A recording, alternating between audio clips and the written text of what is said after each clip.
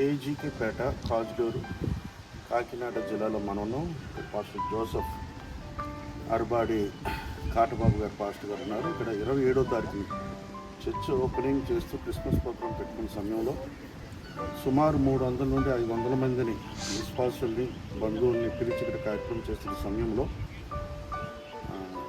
గ్రామస్తులే కొంతమంది వచ్చి వారు కార్యక్రమాలు జరగకూడదని దాడి చేయడం జరిగింది. వస్తువులు సామాగ్రి 500 మందికి వండిన వంటను వంపేసి పాడు చేసి కుర్చీలు రేకులు అన్నీ చెదగొడుతున్న సమయంలో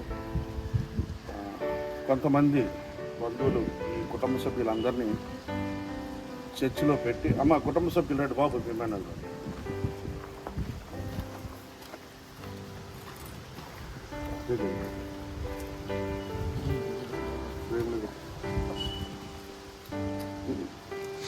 వీళ్ళందరినీ బాగా కొట్టి చంపే ప్రయత్నాలు చేస్తున్నప్పుడు వీళ్ళందరినీ లోన పెట్టి తలుపేసి కొంతమంది బంధువులు వీరిని అడ్డుకోవడం జరిగింది.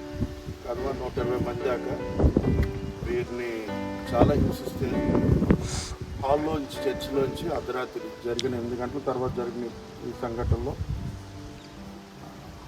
పోలీసులకు ఫోన్ చేయగా కొంత సమయానికి పోలీసులు వచ్చి వారు వీటిని పెట్టించడం జరిగిన తర్వాత వీళ్ళకి గాయాలు తగిలిన తర్వాత కాకినాడ పెద్ద ఆసుపత్రికి తీసుకెళ్ళి వీళ్ళకి పోలీసు వారే ఎమ్మెల్సీ చేసి ట్రీట్మెంట్ ఇచ్చి ఎఫ్ఐఆర్ చేయడం జరిగింది. అనంతరం కొంత రాజకీయ ప్రలోభనంతో వీరి మీద కూడా వీళ్ళు వెళ్ళి కొట్టారు అని కేసు పెట్టడం కూడా జరిగింది. ఇప్పుడు మాస్టర్ గారు జరిగిన సంగతి చెప్పారు. కొట్లు ఏం జరిగింది సార్ ఆ రోజు? బాబు నువ్వు కొడుకు ఏం జరిగింది ఆ రోజు? క్రిస్మస్ సార్ పెట్టుకున్నాం సార్. ఎన్నో తారీఖుని? 27 తారీఖు సార్. 27 తారీఖు పెట్టుకుంటే పెట్టద్దని చెప్పారు సార్. పెట్టద్దని చెప్తే ఈ రోజు మట్టుకు ఆగండి సార్, ఈ రోజు మట్టుకు ఇది అయిపోయిన తర్వాత మీ పెద్దలు మా పెద్దలు మాట్లాడుకుందాం అంటే వెళ్ళలేదు సార్. ఫస్ట్ అక్కడ మాట్లాడుకుంటే వెళ్ళలేదండి. అక్కడి నుంచి కరింపులు వచ్చేసారు సార్. ఇక్కడ కూడా ఇంకా తెల్ల పేపర్ తీసుకొచ్చి ఇదిగో ఈ పేపర్ని సంతకం పెడితే ఈ కార్యక్రమం జరిగినట్టు, ఈ పేపర్ని సంతకం పెట్టకపోతే కార్యక్రమం ఏదైనా మాట్లాడుకుంటాం, ఈ కార్యక్రమం అయిపోవాలి అంటే ఎక్కడ వెనకండి చాలా దారుణం చేశారు సార్. ఇంకా ఒక్కరితో అలాగా మాట అలాగే వెళ్ళిపోయి ఎందుకంటే ఎంత ఆడల మొగుడికి వచ్చిన ప్రతి ఒక్కరూ ఆ గ్రామస్తులు బతిమారు సార్. రెచ్చిపోయి ఇంకా చాలా బేవత్వం చేసి ఇంకా మరణం వరకు తీసుకున్నారు సార్. చాలా దౌర్జన్యం చేశారు. వండుకున్న వంటలో చిన్న కుర్రలు కూడా తినకుండా ధ్వంసం చేశారు సార్. పైకి రేకులు కూడా కొట్టారు, బయట కొట్టారు.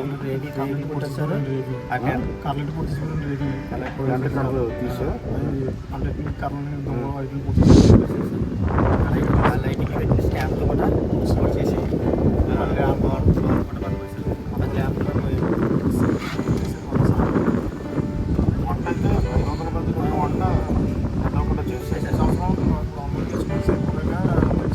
పవన్ కళ్యాణ్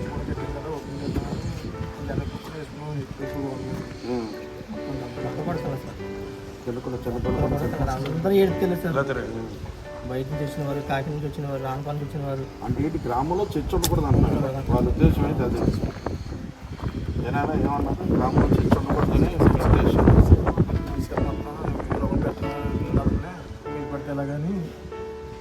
మీ దగ్గర ఇల్లు లేవు, ఎవరికి ఇబ్బంది లేదు, చుట్టూ ఖాళీ ప్రాంతం, స్థలం కొనుక్కున్నారు, గవర్నమెంట్ స్థలం కాదు,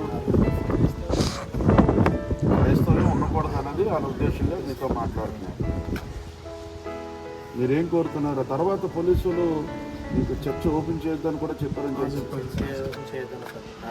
అంటే మీరు ఆదివారం చేసుకోలేదు, జనవరి 1 చేసుకోలేదు, ఫస్ట్ నైట్ కూడా చేసుకోలేదు. రెండు కుటుంబాలు వెళ్తున్నాం సార్, ఎక్కడ రెస్పాన్స్ లేదు సార్. మళ్ళా మేము ఆ కేసు కోసం అడిగితే జిరాక్స్ కోసం వెళ్ళలేదు సార్, ఎఫ్ఐఆర్ కాపీ కోసం వెళ్ళాం. 2 సార్లు వెళ్ళాం సార్, 2 సార్లు కూడా స్పందించలేదు సార్. ఎస్సీ గారు రాలేదు సార్, సంతకం పెట్టలేదు. అంటే మళ్ళీ మా 2 కుటుంబాలు కలిసి మా తమ్ముడు కూడా కలిపి వెళ్ళాం సార్. అప్పుడు ఇచ్చారు సార్ జిరాక్స్ తీసుకున్నాం. పోలీసులు కూడా మమ్మల్ని హింసిస్తున్నారు. పాస్టర్ గారు డబ్బులు కూడా తెలియదండి. మీరేం చెప్పగలుగుతున్నారు? ఏం జరిగింది మీకు? అన్యాయం ఏం చేస్తారు? నాకు ఏదో విధంగా న్యాయం చేయగలగాలి. ఇది వచ్చి మాత్రం ఇక నిలబడాలి. మా మీద 400 మంది వచ్చి మాకు దాడి చేశారు. మా మీద చాలా గాయాలతో ఉన్నాం. మరి ఆహారం కట్ట 400 మందికి వేసుకున్నాము, 500 మందికి వేసుకుంటే ఆహారం కట్ట పంపించారు. మరి ఏ విధంగా అయినా ఈ మందిరం నిలబడాలని మీరు న్యాయం చేయండి. ఇక్కడ దాడి జరిగిన అనంతరం ఇక్కడ ఉన్న వాళ్ళందరూ ఎవరైతే దాడి చేశారో ఆర్ఎస్ఎస్ హిందూ మతజాలాలతో క్రైస్తవులను అణిచివేయాలనే భావంతో దాడి చేసిన వారందరూ చెల్లబోయిన వేణుగోపాల్ అనే మంత్రి గారి దగ్గరికి వెళ్ళిన కారణంగా వారు ఎస్పీ గారికి ఫోన్ చేసి తిరిగి వీళ్ళ మీద వీళ్ళు కొట్టినట్టు కేసు పెట్టించినట్టు కూడా కొంత సమాచారం తెలుస్తుంది.